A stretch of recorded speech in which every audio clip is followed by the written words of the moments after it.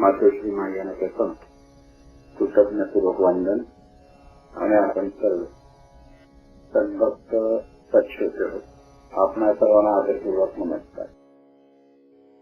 परमार्थात प्रगती करण्यासाठी अनुभवी मार्गदर्शक असेल तर मार्गदर्शन व्यवस्थित असतं आणि व्यवस्थित होतं आणि त्यामुळे जो मार्गदर्शन घेतो त्याची प्रगती किंवा त्या ज्ञानाप्रमाणे तो आचरण करेल तर त्याची प्रगती होते.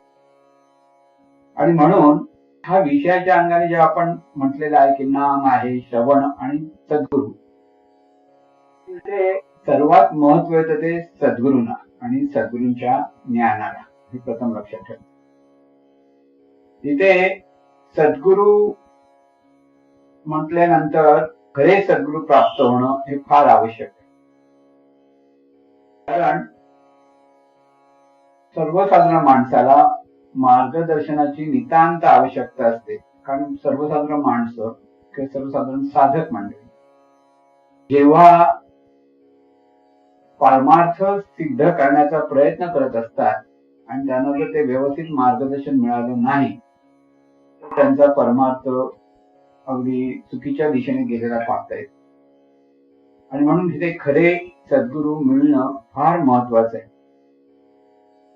म्हणून आपल्याला सद्गुरू का हवे, इथूनच प्रश्नाला आपण सुरू करतो की हे नेमकं सद्गुरू का हवे. सद्गुरू म्हटल्यानंतर एक पहिलं लक्षात ठेवायचं, गुरु तेथे ज्ञान, ज्ञानी आत्मदर्शनी समाधान आतिजय. म्हणजे सद्गुरू म्हटलं की तिथे ज्ञान अतिशय महत्वाचं. तिथे ज्ञान देत नसती तर तिथे सद्गुरूपणच नव्हे, हेही परत लक्षात ठेवा. आणि त्यामुळे आज समाजामध्ये लोक चमत्कार किंवा दैववाद ह्या अंगाने जेव्हा भरकटतात तर तिथे त्यांना ज्ञान नसतं, त्याच्यामुळे ते होतं. आज आपल्या महत्भाग्याने आपल्याला सद्गुरू पै माऊली लाभले. अतिशय म्हणजे अगदी राजविद्या राजगुह्य या अनुभूतीतून सर्वांना मार्गदर्शन करणारे पै माऊली लाभले. आणि त्यामुळे आपल्याला सद्गुरू खरे की खोटे इथे जाण्याची खरी आवश्यकता नाहीये. सर्व ज्ञान सर्व अंगाने, परमार्थाच्या असो किंवा प्रपंचाच्या, दोन्ही अंगाने ज्ञान देणारे आपल्याला सद्गुरू पै माऊली भेटलेले आहेत. ते आपलं महत्भाग्य आहे. आणि म्हणून सर्वसाधारण माणसासाठी सद्गुरू कसा असावा असं विचारलं जातं किंवा सद्गुरू ग्रंथामध्ये ते ग्रंथित केलेलं आहे की सद्गुरू हा निरपेक्ष असतो, सद्गुरू हा आत्मज्ञानी असतो, सद्गुरूला लोकांचा उद्धार करण्याची अत्यंत तळमळ असते आणि लोकांच्या उद्धारासाठी सद्गुरू आपला देह चंदनासारखा झिजवतात आणि त्यांना आत्मज्ञान किंवा राजविद्या राजगुह्य देण्याचे सामर्थ्य त्यांच्याकडे असते. खरा सद्गुरू कोण? खरा सद्गुरू हा आत्मज्ञानाच्या अधिष्ठानावर जीवन कसं जगायचं हे जे शिकवतात तेच खरे सद्गुरू असतात. आणि म्हणून आपल्याला असे सद्गुरू लाभले आहेत, पण सर्वसाधारण लोकांना समजण्यासाठी की आपल्याला हे सद्गुरू लाभले आहेत म्हणजे ते किती निरपेक्ष होते.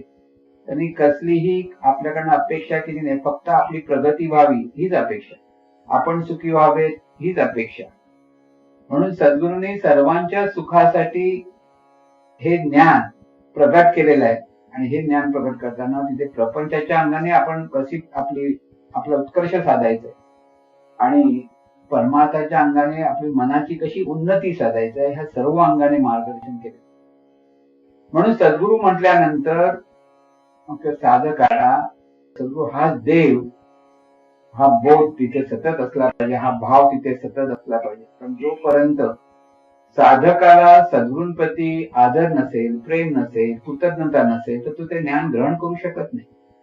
म्हणून प्रथम सद्गुरू भाव म्हणजे सद्गुरूंप्रती प्रेम, सद्गुरूंप्रती कृतज्ञता, सद्गुरूंप्रती आदर आणि सद्गुरू सांगतायत तो वेद, या भावातून जेव्हा तो ऐकायला लागतो तेव्हा त्याने श्रवण भक्ती होते. म्हणून सद्गुरू हे ज्ञान देतच असतात.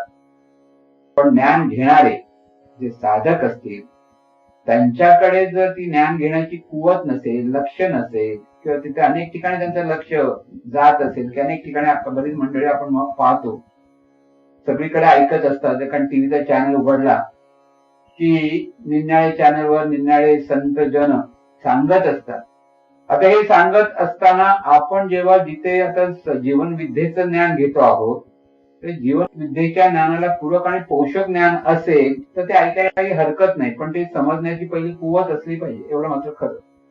आणि म्हणून प्रथम आपल्या सद्गुरूंनी काय सांगितलेलं आहे आणि ते आपल्याला व्यवस्थित समजून घ्यायचंय, आपल्याला ते आचरणात आणता आलं पाहिजे, हे पहिलं लक्षात घ्यायचं. आणि मग इतर लोकांचं ऐकायला काही हरकत नाही. म्हणून सद्गुरू म्हटल्यानंतर नेमकं भाव कसा असला पाहिजे हे पहिले लक्षात घ्या.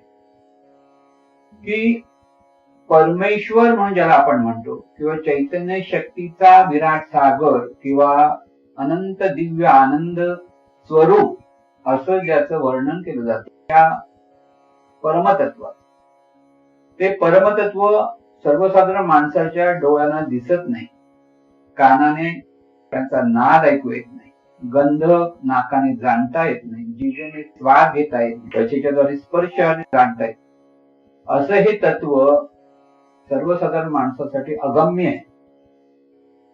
आणि हे तत्व जे निर्गुण निराकार आहे आणि सगुण निराकार आहे, ते तात्काळ मार्गदर्शन करत नाही, पण ते तात्काळ म्हणजे सर्वसाधारण माणसाला प्रत्यक्ष मार्गदर्शनासाठी हेच परमतत्व सद्गुरु रूपाने प्रगट होतं. आणि ते सद्गुरु रूपाने प्रगट झालेला देहधारी सद्गुरु, देहधारी जे आहेत त्यांना आपण सद्गुरु म्हणतो. म्हणजे सद्गुरु हा देव म्हणजे काय, की ते अनंत स्वरूपाचं ते मुख आहे, अनंत स्वरूप त्या देहातून कार्यरत आहे, अनंत स्वरूप त्या देहातून आपल्याला मार्गदर्शन करीत आहे.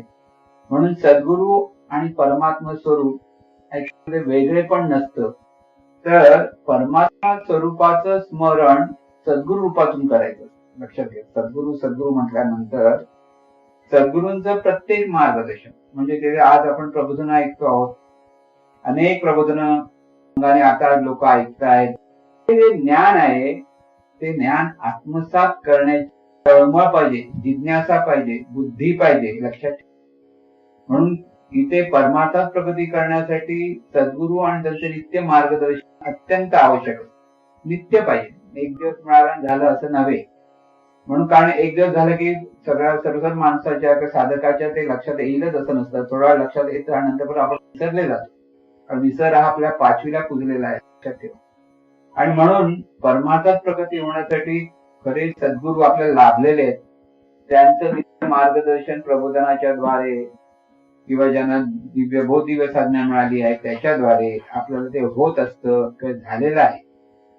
पण तर सद्गुरू लाभले म्हणून लोक बरीच खुश होतात, आणि सद्गुरू मिळाले म्हणून सद्गुरूंच्या जवळ उभं राहायला मिळालं, सद्गुरूने आपल्याला प्रेमाने बघितलं, ते सद्गुरूंची सेवा करतो एवढ्या कृती पाहतात आणि पुढे ज्ञानाचा अभ्यास करत नसतील, ज्ञान आत्मसात करण्याचा प्रयत्न करत नसतील, तर परत त्यांचा मार्ग खुंटतो, हे मात्र लक्षात ठेवा.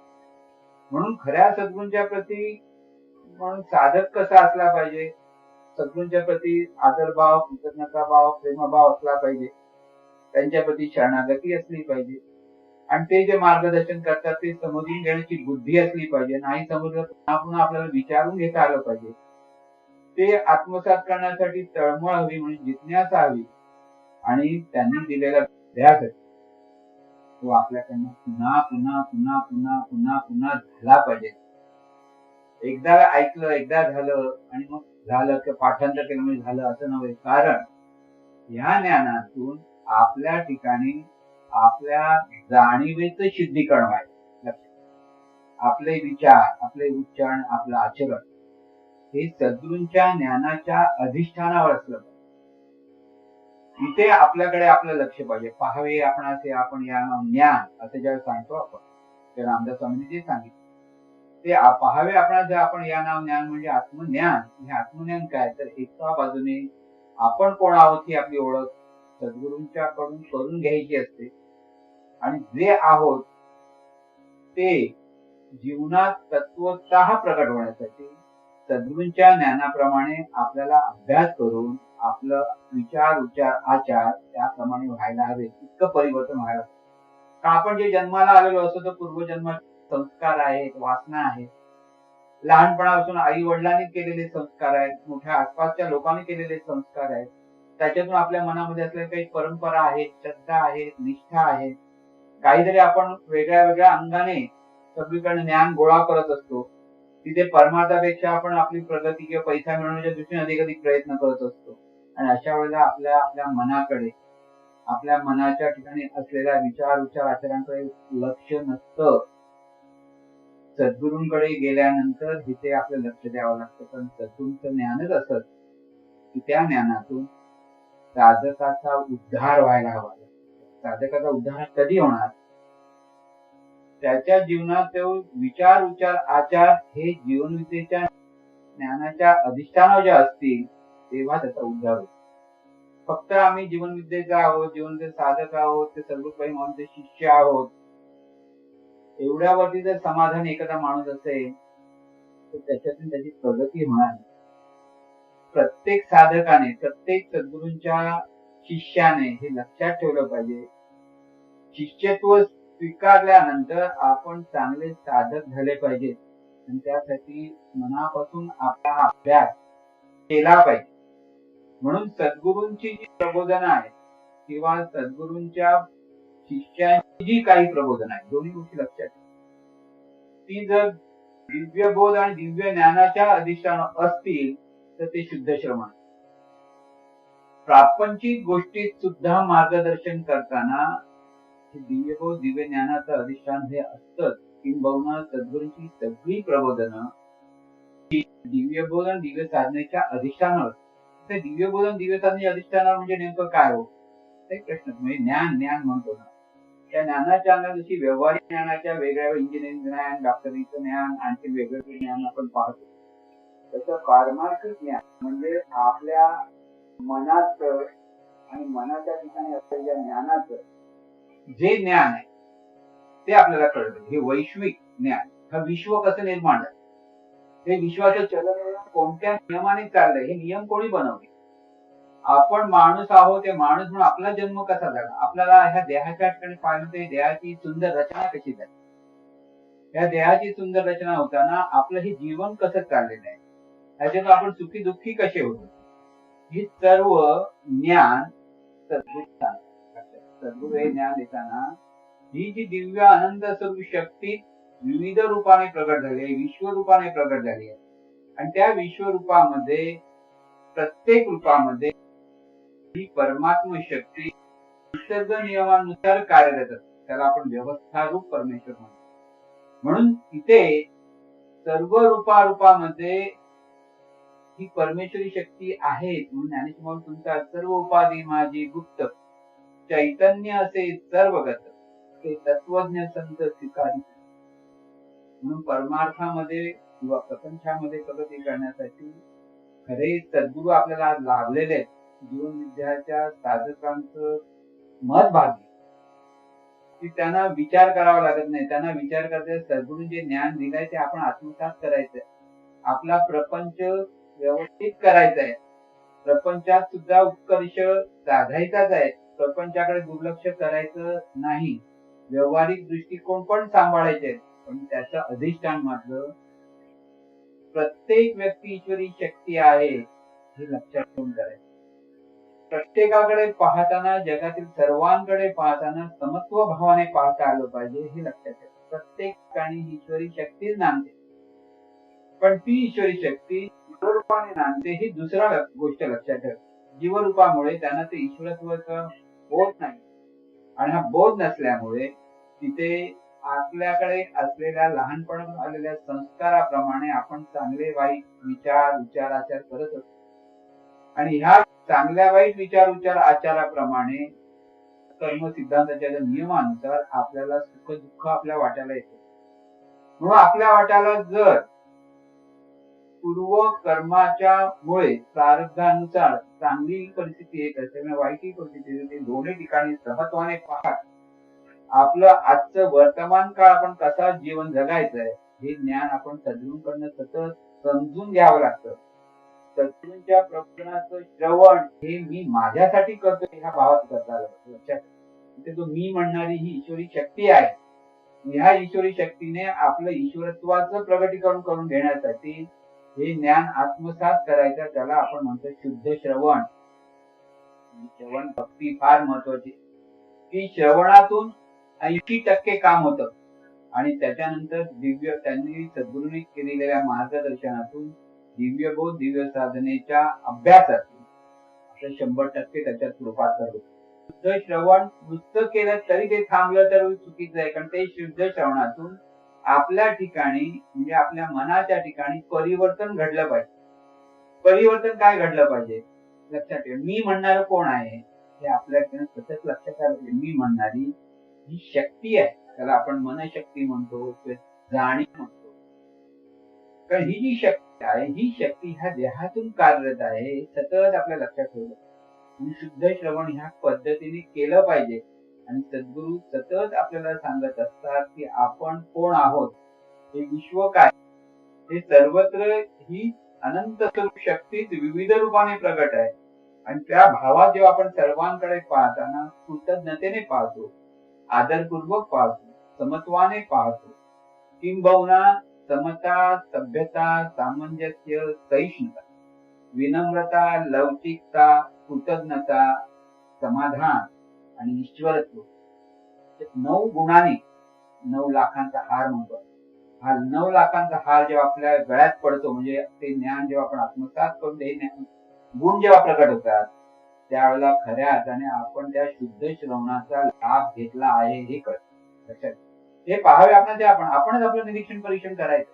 आपल्याला राग येतो, द्वेष येतोय, मत्सर येतोय, चीड येते, कोणातरी पटकन आपण वेड्या वाकडा बोलत असतो, तर आपल्याकडे ज्ञान आत्मसात नाही झालंय हे आपण निरीक्षण करायचंय. हे परीक्षण आपणच करायचंय. कारण सद्गुरूंनी नेहमी सांगितलंय तू जर तुझ्या जीवनाशी तूच करायचंय, तुलाच ते समजलं पाहिजे. दुसऱ्यांनी सांगितलं तुला आवडणार पण नाही.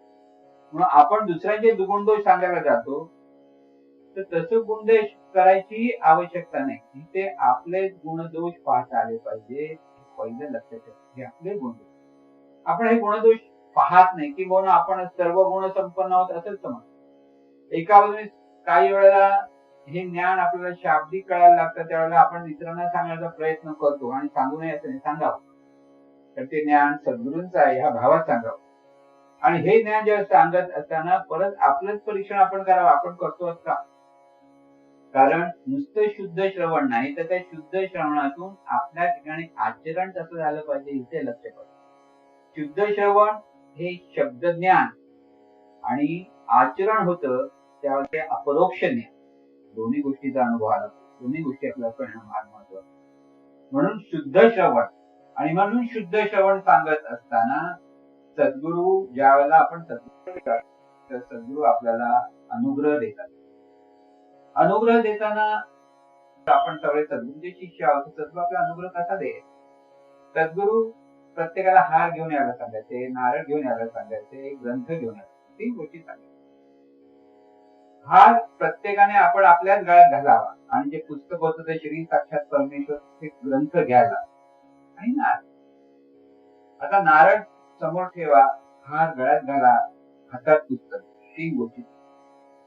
आता ह्या 3 गोष्टीतून ते परत म्हणजे हार गळ्यात का घातला, तर हे शरीर साक्षात परमेश्वर आहे, म्हणजे डोळ्याला दिसणारा परमेश्वर आहे, म्हणजे ती ईश्वरी शक्ती आहे हे समजून घ्या. पण सुरुवातीला सर्वसाधारण माणसाला साधकाला कळत नाही आणि म्हणून मग ते सांगायचे की हे ग्रंथ आहे ना, तो ग्रंथ वाचा, शरीर साक्षात परमेश्वर. आता शरीर साक्षात परमेश्वर याच्यातलं पहिलं गुह्य लक्षात ठेवतं, जिवंत शरीर साक्षात परमेश्वर आहे हे जर कळलं नाही आणि जर हे विचार आपण निसर्ग नियमाच्या विरुद्ध करायला लागलो, तर हे जिवंत शरीर साक्षात सैतान पण होऊ शकतं. दोन्ही गोष्टी लक्षात. म्हणून सद्गुरूंच्या मार्गदर्शनाप्रमाणे आपण जेव्हा विचार करतो, उपचार करतो, आचार करतो, चिंतन करतो, इच्छा करतो, कल्पना करतो, भावना करतो, धारणा करतो, हे सगळे विचारच आहेत. ते सद्गुरूंच्या ज्ञानाच्या अधिष्ठानावर म्हणजे निसर्ग नियमानुसार आपल्याला करता आले पाहिजे. ते एक नामदासाने व्यवस्थित लक्षात घेतलं. कारण इथे सद्गुरूंनी ग्रंथातून, प्रबोधनातून, विविध आता आपण कॅसेट ऐकतोय, त्यांची प्रबोधन ऐकतोय, ते सतत मार्गदर्शन अजूनही करतायत.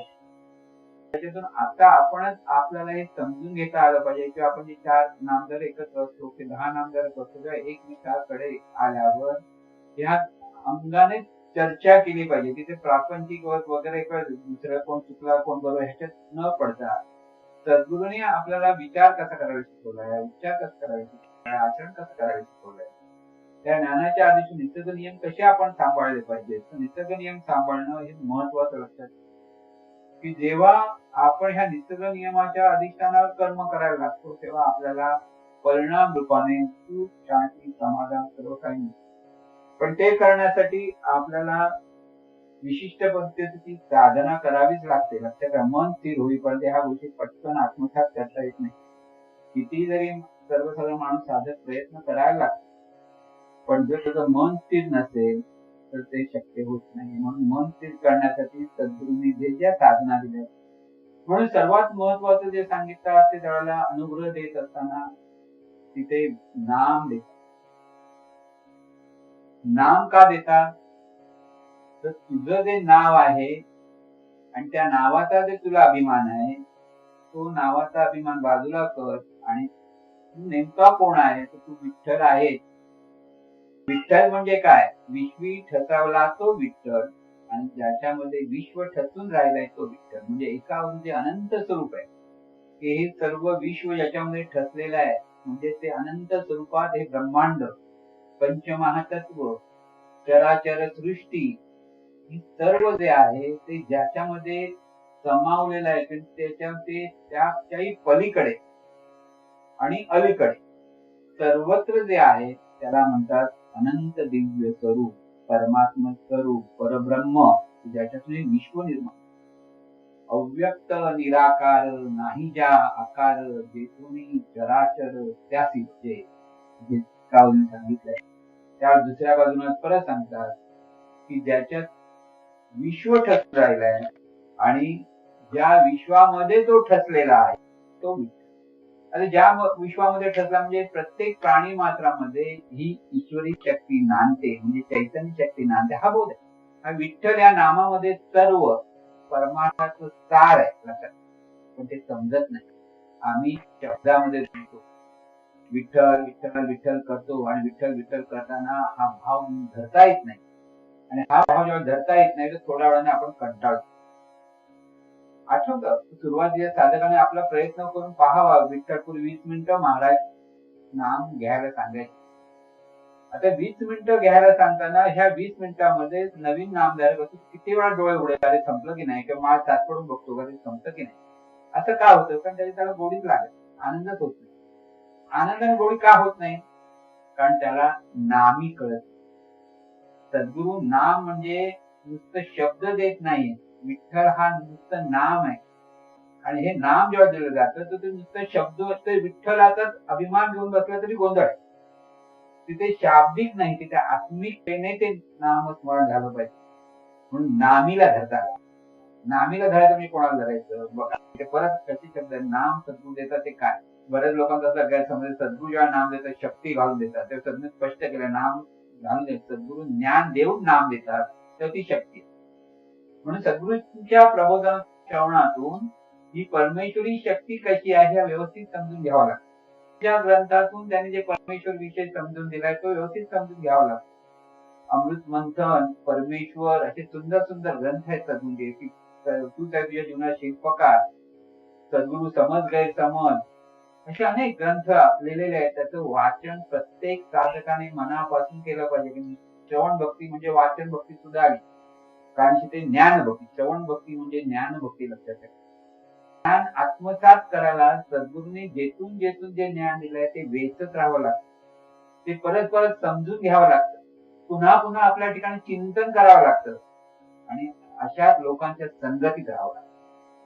ज्या वेळेला 4 शिष्य सद्गुरूंचे एकत्र येऊन ह्या ज्ञानाचं जर चिंतन करत असतील तर त्यांची प्रगती तिथे होते. कारण त्या ज्ञानातून एकाने जे समजलंय, दुसऱ्याने काय समजलंय, तिसऱ्याने काय समजलंय, चौथ्याने काय समजलं, प्रत्येक वेगळे असतात.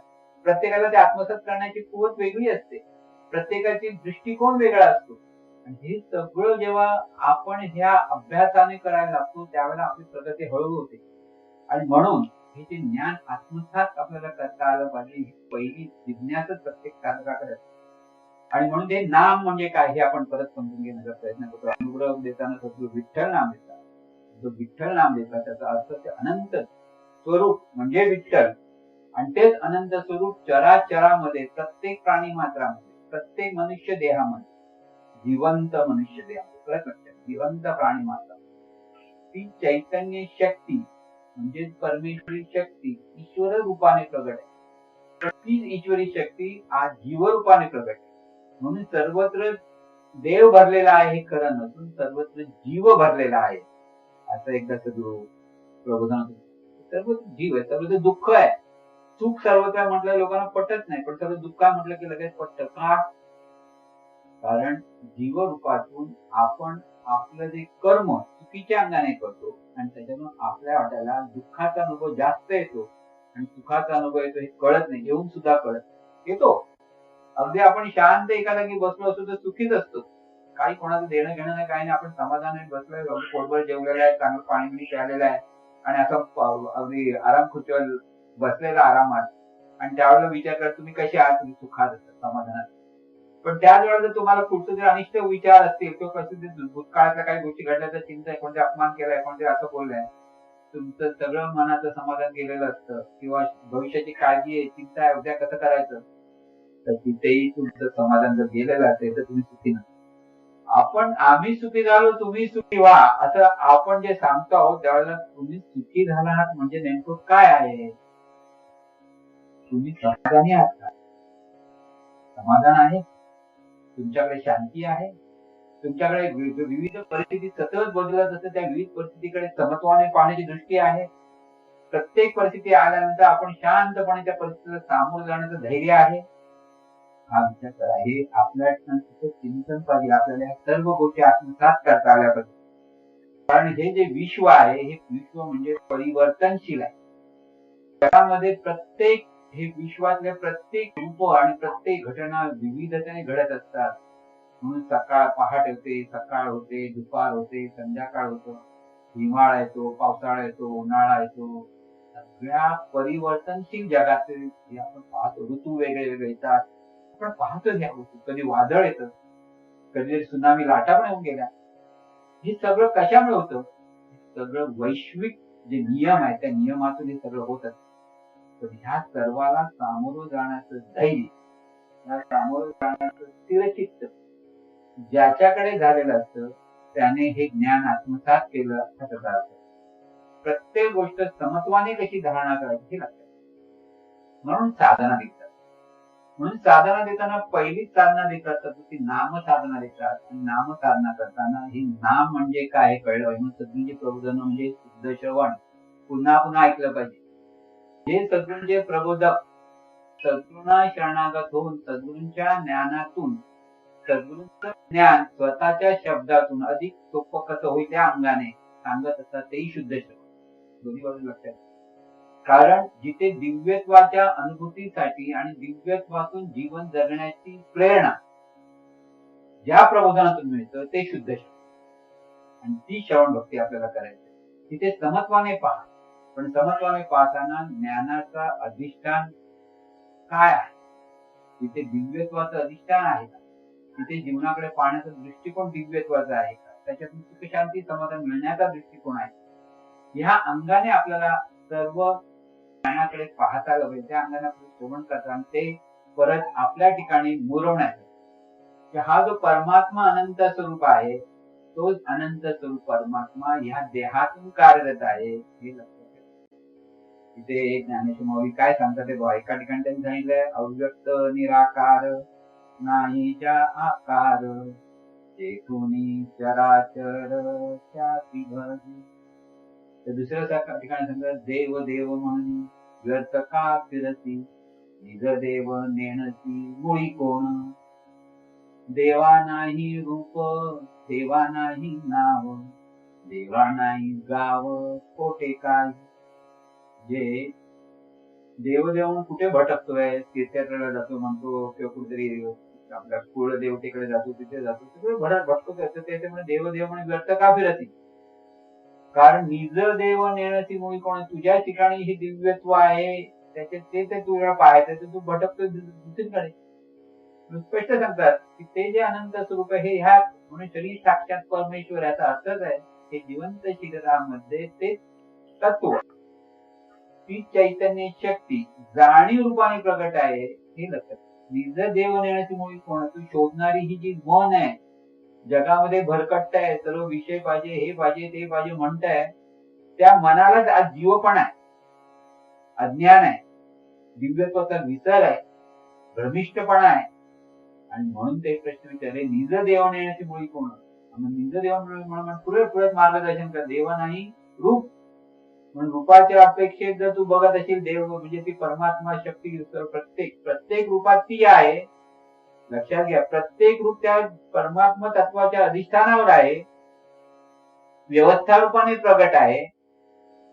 पण जे जीवभाव जर असेल तर तिथे ते रूप म्हणजे परमात्मा तत्व असं नव्हे, पण जिथे देवभाव आहे, सद्गुरु भाव आहे, शिवभाव आहे, तिथे ते आहे. लक्षात घ्या, देवा नाही रूप. सर्वसाधारण ठिकाणी पाहताना तिथे दिव्यत्व असून सुद्धा ते प्रगटीकरण नाही म्हणून देव नाही. देवा नाही रूप, देवा नाही नाव, म्हणजे नाव म्हणजे देवाचं, म्हणून कुठलंही नाम घ्या असं आपण सांगतो. पण तिथे जो भक्तिभाव म्हणजे नाम म्हणजे नेमकं काय कळलं पाहिजे. नुसतं नाम घेतलं, विठ्ठल विठ्ठल म्हटलं की जय जय राम हरे कृष्ण म्हटलं की झालं नव्हे. नामीचं स्मरण असलं पाहिजे, म्हणजे त्या स्वरूपाचं स्मरण असलं पाहिजे.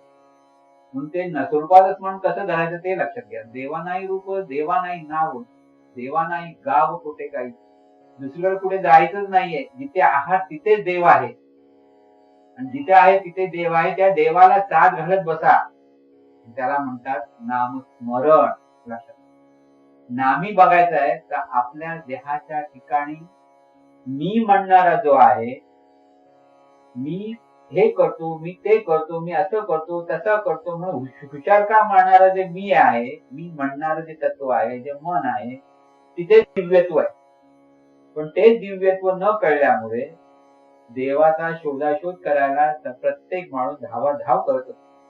आणि मग अशी धावाधाव करून त्याला काही मिळणार नाही. मग रसवैकल्य, उपास, तपास या सगळ्या कर्मकांडात अडकणारी माणसं, जसा कुत्रा आपला एखादे शेपूट पकडायचा प्रयत्न करतो, त्याला तो शेपूट तोंडात येत नसेल म्हणून गरगर फिरत बसतो, तशी अवस्था सर्वसाधारण माणसाची. म्हणून सद्गुरूंचं महात्म्य इथे आहे.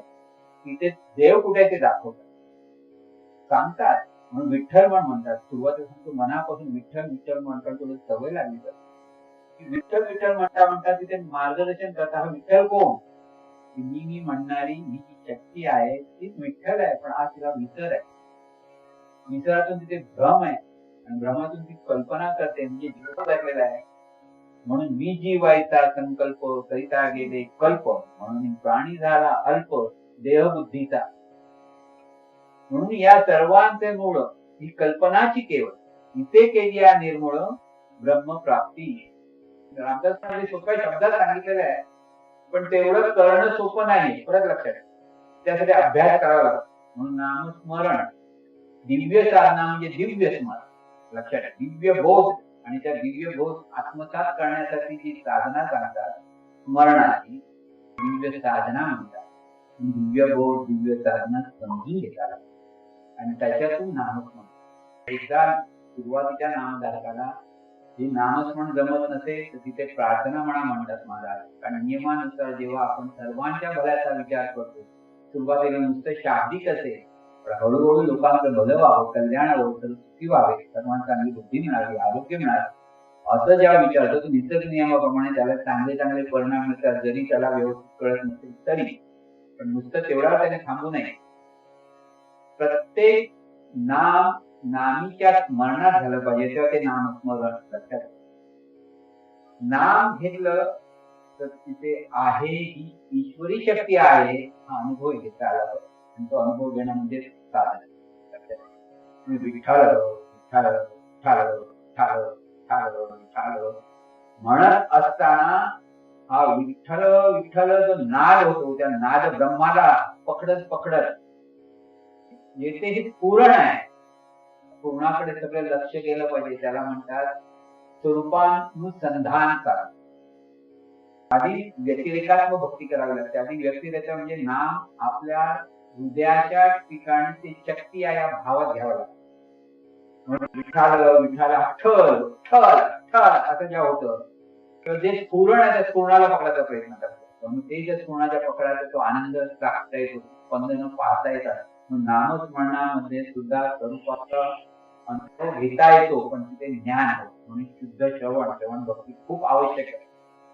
म्हणून जे सतत सद्गुरूंचे श्रवण करता आहे ते श्रवण केल्यानंतर त्यांच्याकडनं साधना झाली पाहिजे आणि साधनेतून आपल्या ठिकाणी असलेल्या दिव्यत्वाचा अनुभव घेण्याचा प्रयत्न केला.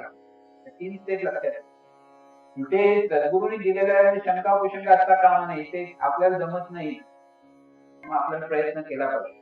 एवढं लक्षात. सद्गुरूंना म्हणजे अगदी मनापासून शरणागत झालं, समर्पित व्हावं की हे सर्व माझं जीवन सद्गुरूच आहे या भावामध्ये जे आपण पाहायला लागतो आणि त्या जीवनाकडून त्या सद्गुरूंच्या स्मरणात इथे विठ्ठल विठ्ठल विठ्ठल करत असताना ते स्फुरण पकडायचं आहे. म्हणून मी हा शब्द उठे जिथे स्वरूप ते सच्चित सुखात्म्या तुझे देहादी जड विश्व ज्यामध्ये पुरे तो तू स्वयं तुझे आहे आपण मी पणारहित ते लई मुळी गुणा दृश्य जिळून तन्मयपणे हो तू तुझा दे.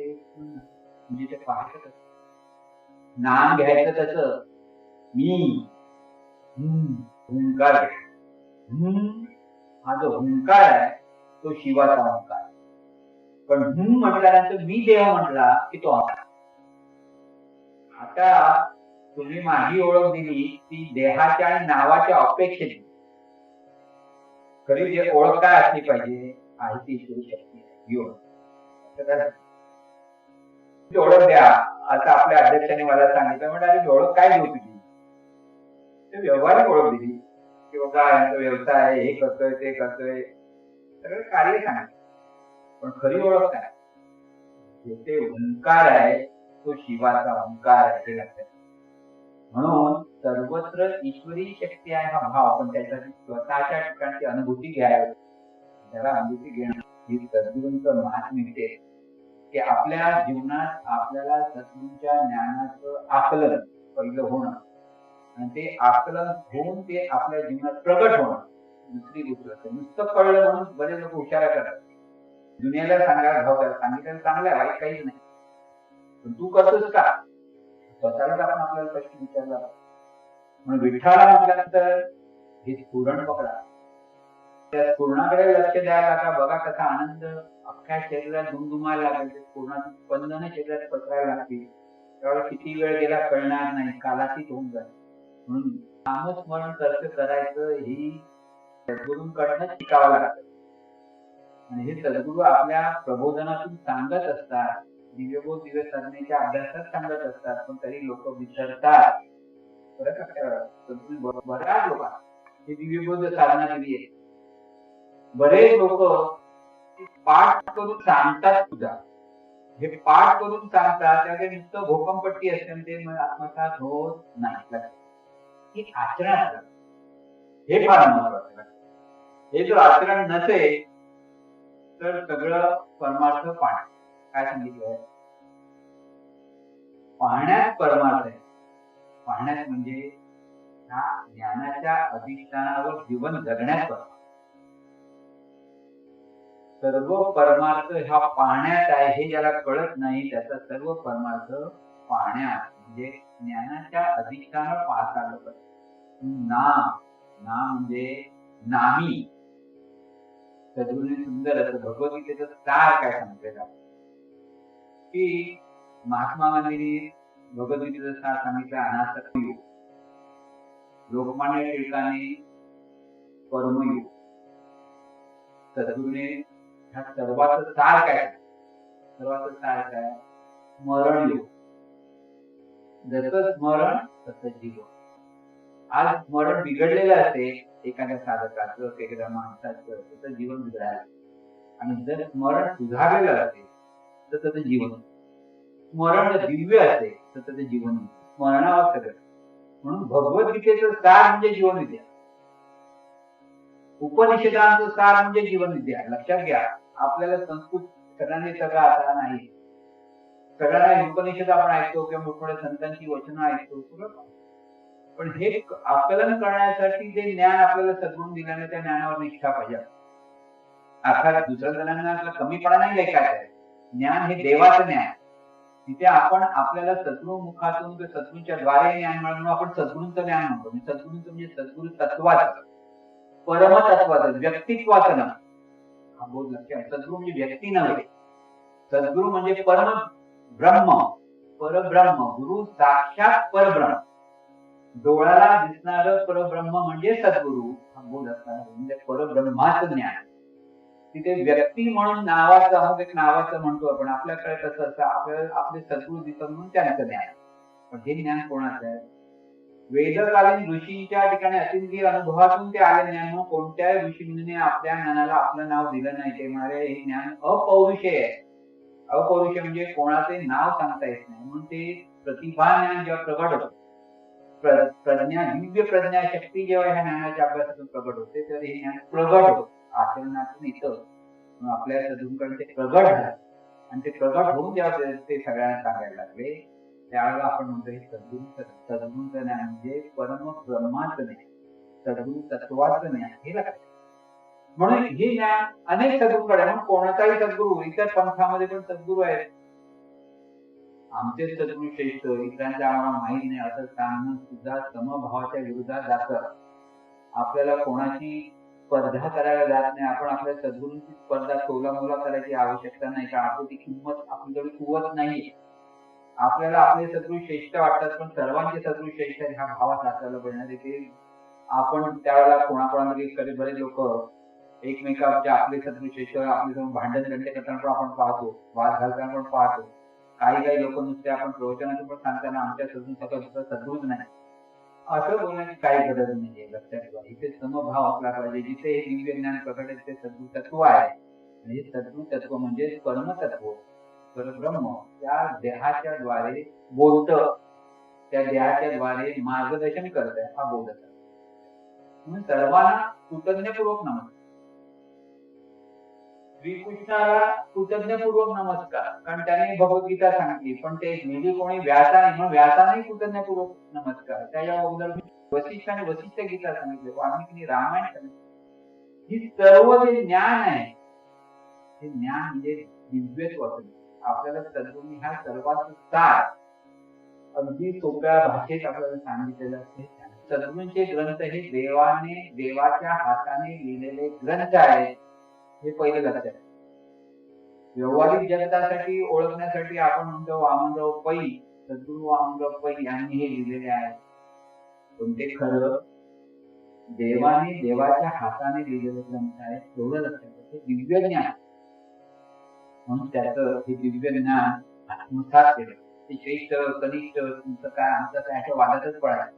म्हणून खऱ्या सत्साधकाने सत्ता स्पर्धेमध्ये जाऊ नये. लक्षात घ्या, ज्यांना आपली प्रगती करायची असेल त्यांनी स्पर्धा करायला जाऊ नये, वादविवाद घालायला जाऊ नये. सतत आचरण कसं आहे त्या आचरणाकडे लक्ष द्यायला पाहिजे. आचरण फार महत्त्वाचं. नाम म्हणजे नामी, त्या नामीच म्हणजे ह्या देहातून ही ईश्वरी शक्ती नांदते आणि प्रत्येक देहातून ती ईश्वरी शक्ती नांदते. हे लक्षात. म्हणून सर्वत्र ईश्वरी शक्ती आहे. काही ठिकाणी प्रगट, त्यांना सद्गुरू संत म्हणतो. जिथे प्रगट नाही त्या जीवरूपात. पण एक लक्षात ठेवा, एखाद्या ठिकाणी अगदी 100 तोळे सोनं एका पेटीमध्ये ठेवलेलं आहे, ते झाकलेलं आहे. आणि दुसऱ्या बाजूला 100 तोळे सोनं हे उघड आहे. आपल्या इथे 100 तोळे सोनं म्हणून डोळे दिसतात की नाही, पण झाकलेलं आहे ते आपल्या लक्षात येत नाही. पण झाकलेलं आणि उघड डोळ्याला किंमत सारखीच आहे की. तसं ईश्वरत्व हे प्रत्येकाच्या ठिकाणी आहे. काही ठिकाणी झाकलेलं आहे, काही ठिकाणी प्रगट झालेलं आहे. म्हणून सर्वांना, म्हणून ज्ञानेश्वर मागे काय सांगत आहे, तू मनही नीती करे. म्हणजे सद्गुरू म्हणजे श्रीकृष्ण अर्जुनाला सांगतोय. ज्ञानेश्वरीचा जो भाग आहे तिथे काय सांगत आहे की सद्गुरू आपल्या शिष्याला सांगतोय, तू मन हे मीच करेल. कारण तुझं मन हे विषयांकडे धावतं, स्पर्धा करताय, जीवरूपातून नांदताय. ते सगळं तू मला देऊन टाक, माझ्याशी एकरूप करून घे. मनही मीच करी, माझे भजनी प्रेम धरी. नामच मन हे इथे ज्या वेळेला आपल्याला हे जमत नाही त्यावेळेला आपण सद्गुरूंना शरण जावं की हे सर्व जीवन तुझं आहे, सद्गुरू राया तू त्याचा वाचव, तू त्याचा सांभाळ, म्हणून तू मन हे मीचे करी माझे भजन प्रेम. म्हणजे सद्गुरूंचं भजन तर प्रेम रूपाने, प्रेमाने आदराने कृतज्ञ सतत सद्गुरु स्मरण कर. ही नामस्मरण आहे, लक्षात ठेव, दिव्य स्मरण. म्हणून तू मन हे मीची करी माझे भजन प्रेम करी. आणि हे जे सतत स्मरण करशील की प्रेम धरी म्हणजे काय, सर्वत्र नमस्कारी मध्ये का मी सर्वत्र आहे. हे सद्गुरु तत्व, हे परब्रह्म तत्व, परमेश्वरी शक्ती प्रत्येक रूपामध्ये प्रगट आहे, हे लक्षात घेऊन नमस्कार कर. म्हणजे समत्वाने पहा. आलं, मन हे मीची करी माझे भजन प्रेम करी सर्वत्र नमस्कारी मज एका. मी म्हणजे ही चैतन्य स्वरूपच, दिव्य स्वरूपच, परमात्मा स्वरूपच सर्वत्र प्रत्येक रूपातून व्यवस्था रूपाने प्रगट आहे, म्हणजे विशिष्ट नियमाने प्रगट आहे, हे लक्षात घे आणि नमस्कार कर. प्रत्येक रूपाचं अधिष्ठान हे परमेश्वरी शक्तीच आहे, हे लक्षात घेऊन नमस्कार कर. म्हणजे समभावाने पहा, सन्मान कर, प्रत्येक रूपाचा सन्मान कर, प्रत्येक रूपाचा आदर कर, प्रत्येक रूपाकडे ती ईश्वरी शक्ती आहे श्रद्धेने पहा. जसं ह्या देहातून ईश्वरी शक्ती आहे, स्वतःच्या देहातून ईश्वरी शक्ती आहे, तशी प्रत्येक देहात ईश्वरी शक्ती आहे, हे पहा. हे स्मरण लक्षात घ्या. नामस्मरण नेमकं काय ते लक्षात घ्या. स्मरण नामच म्हणजे दिव्य देवाचं परमात्माचं स्मरण, आणि हा परमात्मा प्रत्येक देहात आहे, हे स्मरण. म्हणून माझे भजन प्रेम धरी सर्वत्र नमस्कारी मध्ये एकच की अनंत सूक्ष्म प्रत्येक रूपातून प्रगट आहे. मन झाडाला पहा नमस्कार, पशु पक्ष्यांना पहा नमस्कार, कीटक जीवाणूंना पहा नमस्कार कर. कारण तिथे ईश्वरी शक्ती नांदते आहे, ती जीवरूपात असलेली ते आहे. आणि सर्व मनुष्य प्राण्यांना पहा, प्रत्येक मानवी देहात तो मोठा आहे छोटा आहे, व्यवहाराच्या अंगाने पैसेवाला असेल, कोणी गरीब असेल, कोणी खूप ज्ञानी असेल, काय डिग्र्या मिळवलेल्या असेल, काय डिग्र्या नसतील, पण तिथे ईश्वरत्वाच्या भावने तुला समत्वाने पाहायला पाहिजे. नामस्मरण म्हणजे ज्ञान कसे आपलं आचरण झालं पाहिजे की ह्या सगळा परमार्थ हा इथे आहे, की सर्वत्र नमस्कारी मध्ये समत्वाने पाहता आलं. प्रत्येकाचा सन्मान करा, प्रत्येकाचा आदर करा. कुणाही जीवाचा न घडो मत्सर वर्म सर्वेश्वर पूजनाचे परामार्थ सांगतात की इथे एका जनार्दनी प्रेम अति गोड अनुभवी सुरवाड सांगतात. म्हणजे प्रत्येक तिथे प्रेम भाव म्हणजे सर्वांचा सन्मान, सर्वांचा आदर, सगळं सुखी व्हावे हा भाव, सगळं प्रेमभाव आपले जिव्हाळ. आणि त्यासाठी संत त्या पद्धतीने जे करत महत्वाला तसं आपल्याकडनं व्हायचं. प्रत्येक साधकाला आपल्याकडे काय परिवर्तन झालं पाहिजे हे लक्षात. म्हणून सर्वत्र निमस्कारी मज एकाची माझे अनुसंधान, तुझे अनुसंधान काय आहे, तसं हे सद्गुरु स्वरूप म्हणजे अनंत स्वरूपाचं तसं अनुसंधान असलं पाहिजे. आणि त्याच्यातून देख म्हणजे पहा, माझे अनुसंधान देख संकल्प जाण, तुम्ही अमुक आहे तमुक आहे, असा आहे तसा आहे, मला मान मिळाला पाहिजे, माझं कौतुक झालं पाहिजे, माझं हे पाहिजे, माझं ते पाहिजे, सर्व संकल्प बाजूला करून टाक. आणि माझे मी सद्गुरूचा आहे, माझे मी म्हणणारी शक्ती आहे ना, ती शक्ती ह्या देहातून जी कार्यरत आहे, ती शक्ती त्या सद्गुरूंची म्हणजे अनंत स्वरूपाची. सद्गुरू म्हणजे अनंत अनंत स्वरूपात ह्या देहात प्रगट आहे, जाणीव रूपाने. ही जाणीव जाणणं सद्गुरूच आहे. म्हणून हे जीवन सद्गुरू, म्हणून मी जी सद्गुरूंचा हा प्रेमभाव. म्हणून माझे मी अनुसंधाने देख मी सद्गुरूंचा ह्या भावात तू पहा. ह्या भावात पाहिजे तेव्हा काय होईल, माझे संकल्प जाण मध्याजी लोक त्याला म्हणतात खरी भक्ती, त्याला म्हणतात खरं साधना, खरी प्रेम. माझे अनुसंधाने दे संकल्प जाण मध्याजी लोक ऐका मी आला असा जर झाला माझ्याची स्वरूपा पाहू म्हणजे अनंत स्वरूपाची एकरूप होऊन जात. ते गुण राहते. ऐसा मी तिला होती माझ्याची कृपा पाव अंतःकरणी ते तुझं पाहती बोलत अंतःकरणपूर्वक सांगतो. सद्गुरू आपल्या शिष्याला हे मार्गदर्शन करतायत. आपल्या पै माऊलीने आपल्याला तूच आहे तुझ्या जीवनाचा शिल्पकार सांगून हेच मार्गदर्शन केलेलं आहे. तुझं जीवनाचं शिल्प तू घडवायचं म्हणजे काय? सद्गुरूंनी जे जीवनविधीचं ज्ञान आपल्याला आत्मसात करायला सांगितलं, सर्वांच्या भल्याचा विचार करायला प्रार्थना सांगितली. ह्या अंगाने आपलं जीवन जगायचं आहे. म्हणून ह्या अंगाने जेव्हा आपण जीवन जगतो त्यावेळेला सद्गुरू श्रवण आणि नाम हे एकरूप झालं.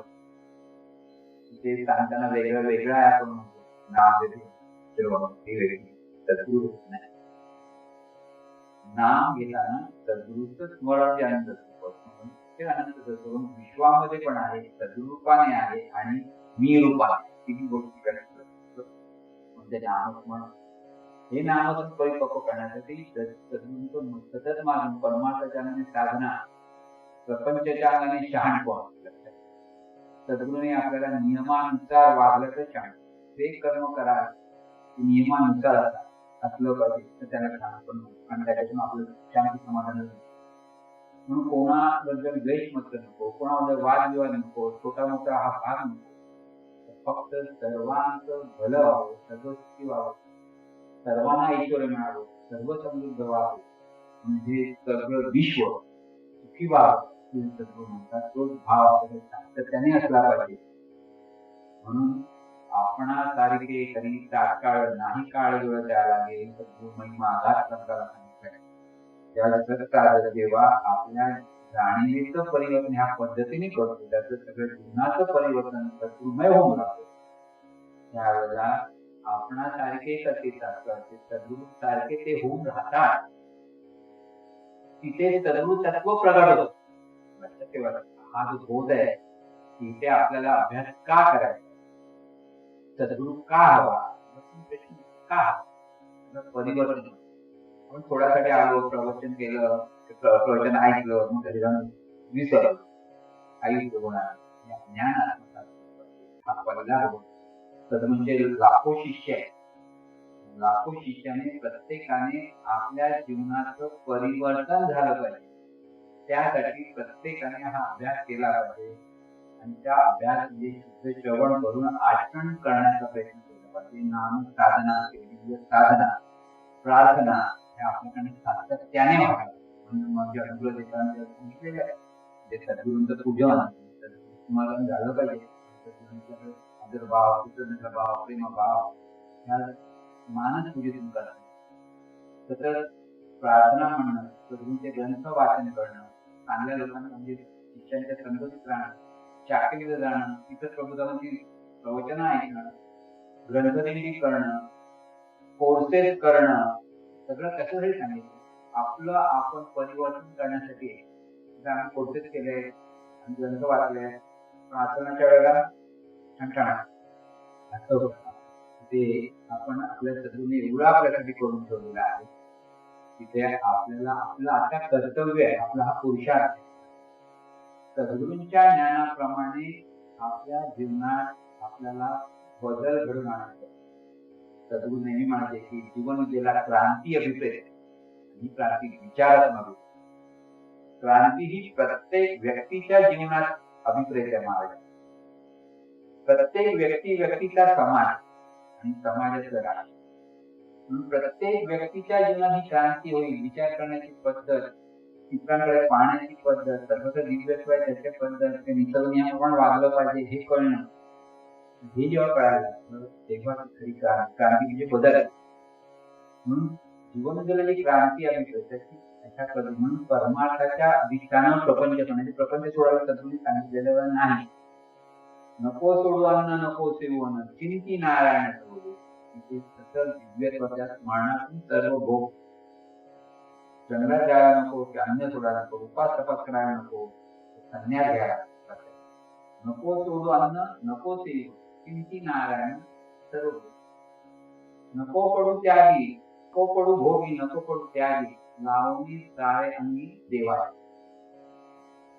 तुका म्हणे नको पुसो वेळोवेळा, उपदेश वेगळा वेगळा. जीवनाचं काय हे स्मरण हो, जे तू जर जीवनाचं तूच कोण आहे, ह्या पद्धतीने जेव्हा आपण जीवनाकडे पाहिजे, जीवनाकडे पाहताना सहज आनंदाने पाहता येतो, शांती सुखाने आपलं जीवन भरून जात. आपल्याला उद्याची काळजी नसते, पण एक लक्षात ठेवा, वर्तमान काळात असं जीवन जगायचंय, त्याच्यात उद्या येणारा उद्या वर्तमान असतो शांती सुखाने. आज मी जे जे कर्म करणार आहे, आज मी जो विचार करतो, आज मी विचार करतो, हे सगळं परिणाम रूपाने जे भविष्य जेव्हा वर्तमानात येतं तर ते सुख शांती समाधानात असेल. एवढं आपल्या विचारांचं सामर्थ्य, ज्ञानाचं सामर्थ्य आपल्याला सद्गुरूंनी दिलेलं आहे. सर्वांनी आत्मसात करावा. सद्गुरूचरणी प्रार्थना आणि तुम्हा सर्वांचे चरण.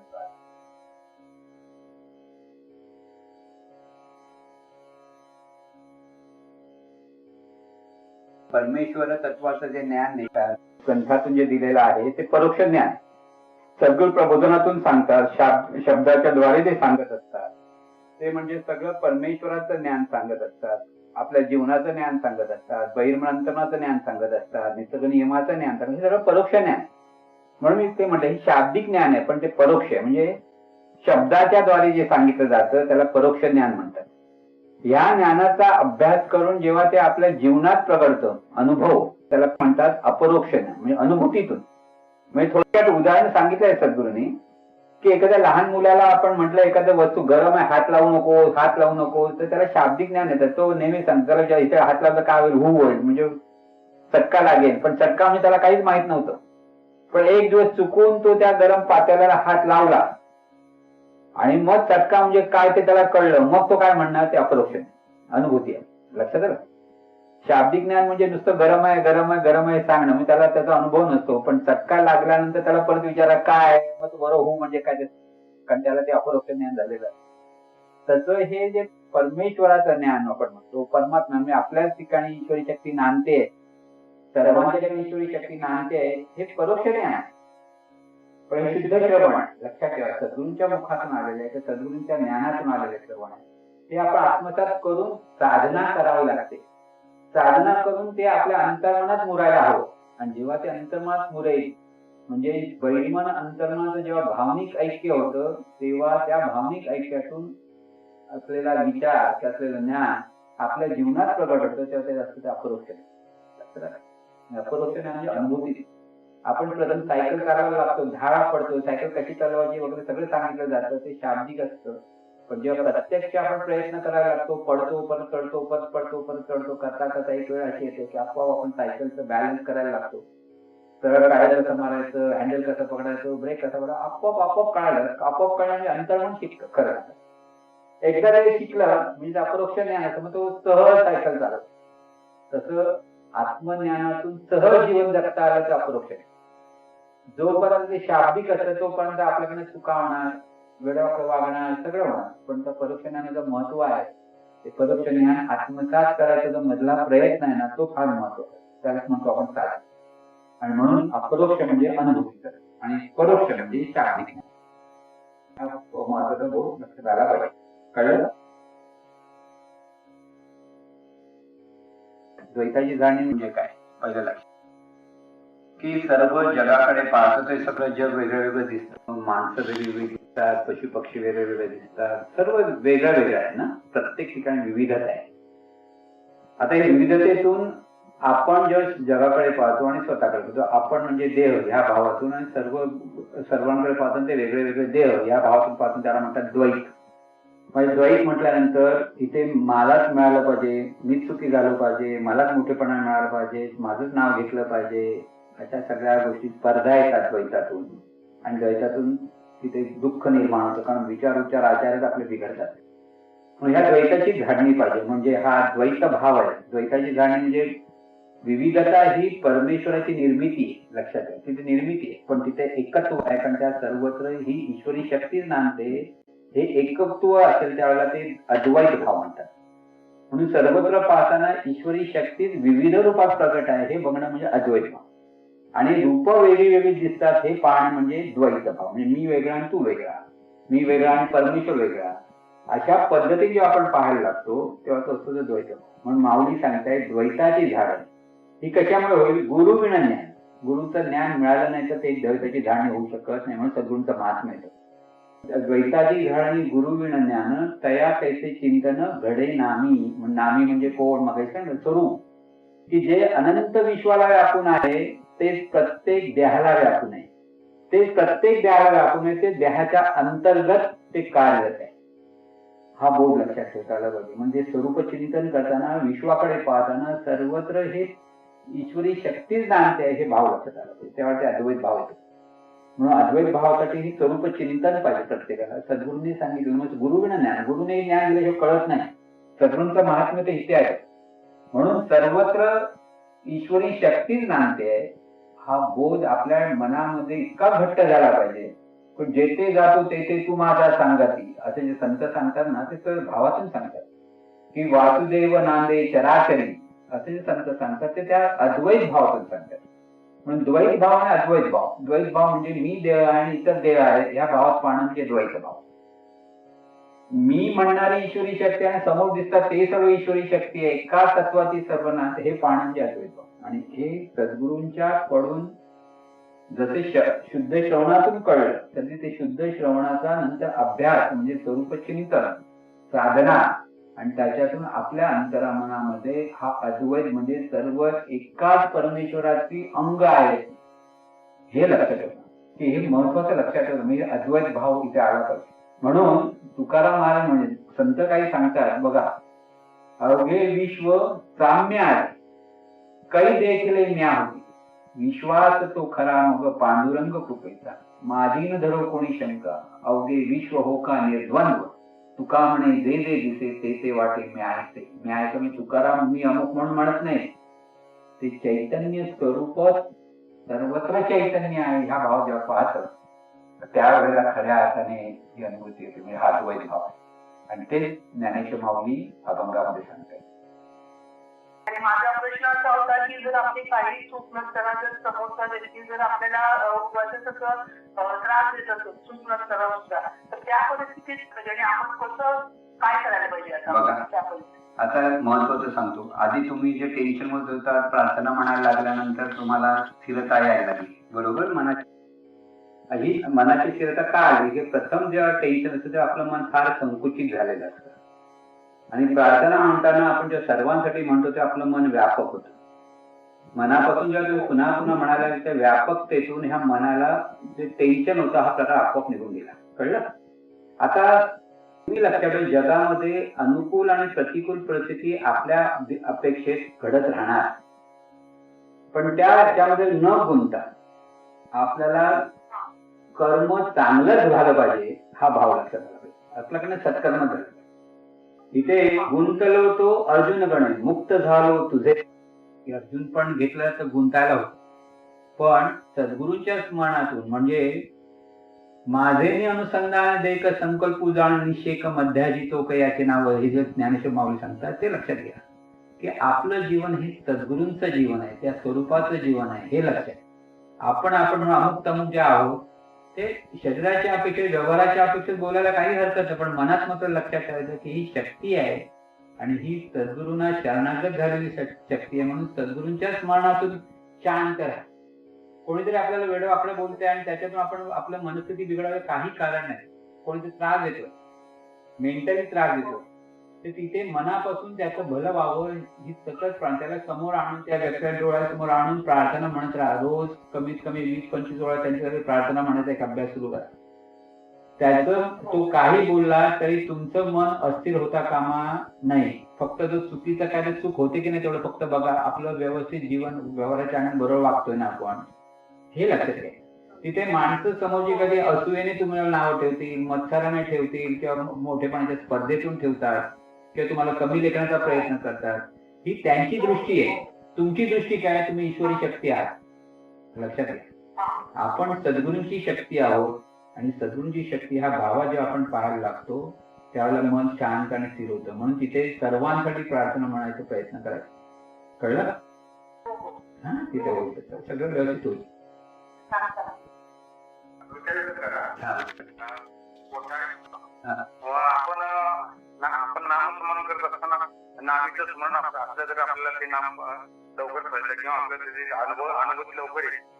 मग आपण जर काम करत असताना व्यवहारामध्ये काम आणि हातात काम आणि मुखात नाम, मग त्यावेळेस ते नाम म्हणजे त्यावेळेस तो जर नाम उच्चार करतो म्हणजे तो फक्त काय शब्द नाम होतो म्हणजे त्या नामाचं म्हणजे एवढं नाही का अनुभूती आहे. नाही, ऐकून घ्या. कसं असतं, प्रत्येकावर तुम्ही काम करत नाही. सकाळ जेव्हा तुम्ही जर निवांत होऊन शांत होऊन नामीच्या स्मरणात नामस्मरण करायचा अभ्यास केला, कळलं, म्हणजे एकांतातली साधना म्हणतो आपण. म्हणजे आपण एका जागी स्थिर बसून शरीराला स्थिर करून मनाला तिथे सर्वत्र ईश्वरी शक्तीच आहे या भावात जेव्हा विठ्ठल विठ्ठल विठ्ठल म्हणता, अंतर्मनात ते ज्ञान गेल्यानंतर तुम्ही काम करता. नुसतं विठ्ठल म्हटलं की अंतर्मनात आपोआप अनुसंधान सुरू होईल, पण त्याचा अभ्यास करावा लागेल खूप. पण म्हणून इतर वेळेला काम करताना सुरुवातीलाच फक्त ते स्वरूप भान घ्यावं की तो विठ्ठलच आहे, विठ्ठलाचंच कार्य आहे, म्हणजे परमेश्वराचं कार्य आहे. आणि मग मनपूर्वक ते लक्ष ठेवून ते कार्य करायचं. आणि संपल्यानंतर पुन्हा विठ्ठलाचं स्मरण झालं पाहिजे हे लक्षात ठेवा. आलं का मी काय म्हणतो? काम करताना कामात लक्ष पाहिजे, तिथे लक्ष नसेल तर काम तुमचं व्यवस्थित होणार नाही. पण काम सुरू करण्यापूर्वी परमेश्वराचं स्मरण म्हणजे नामस्मरण, संपल्यानंतर कृतज्ञतेने काम झालं तुझ्यामुळे म्हणून तिथे स्मरण, या दोन गोष्टी केल्या की तरी तिथे सगळं शक्य होतं. बरोबर? मग इतर वेळेला काम करताना तुमच्या मुखात नाम जे असेल त्या अंतर्मनातून आपोआप तो अर्थ लागलेला असतो, तो नेहमीपूर्वक लागतो अर्थ. एकदा तुम्ही तो अर्थ पकडून धरलात ना, तो भाव धरलात ना, तो भाव अंतर्मन मुरेपर्यंत करायचा आहे. पण ते करेपर्यंत हा अभ्यास सुरू होणार. कधी कधी शाब्दिक होईल, पण कधी कधी आपोआप तिथे तुम्हालाच कळलं हे भाव तुमच्याकडे आहे. सुरुवातीला तो भाव आहे, पण नंतर तो परिपक्व झाला की तुमचं प्रत्येक कृती ही परमेश्वराच्या अनुसंधानात म्हणजे स्मरणाच्या अनुसंधानात सुरू होती, दिव्यत्वाच्या अनुसंधानात सुरू होती. पण त्यावरती प्रगती पुढची आहे, पण सगळा अभ्यास नंतर केला पाहिजे. एकांतात बसून ज्यावेळेला सकाळी किंवा दुपारी कधी जसा वेळ मिळेल त्यावेळेला मात्र त्या भावातून ते नामस्मरण करण्याचा प्रयत्न करायचा. एकदा ते अनुभव यायला लागलात ना, म्हणजे अपरोक्ष आम्ही म्हणतो ना, विठ्ठल विठ्ठल, पण ते नाद धरत जा. ते नाद ब्रह्म धरता धरता ते स्वरूपच आहे, स्वरूपच आहे, स्वरूपच आहे, तूच हवा आहे. जेव्हा तूच हवा आहे हाही भाव म्हणजे नामस्मरण, लक्षात ठेवा. आणि त्या भावात जेव्हा ती अनुभूती घ्यायला लागता, त्या अनुभूतीतून मग इतर वेळेला तुम्ही असं न बसता काम करताना म्हणायला लागलं तरी तोच भाव तिथे असतो. आलं लक्षात? मग तिथपर्यंत जरी शाब्दिक झालं काही वेळ तरी हरकत नाही, पण तो भाव येईपर्यंत तुम्हाला अभ्यास करावा लागतो. आणि रोजच अभ्यास करायचा, सोडायचा नाही अभ्यास.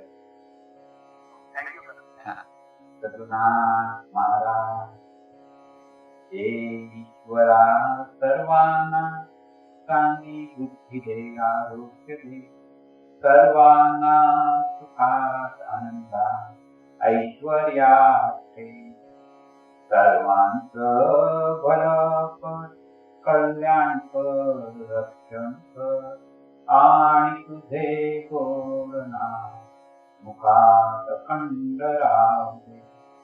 सद्गुरुनाथ महाराज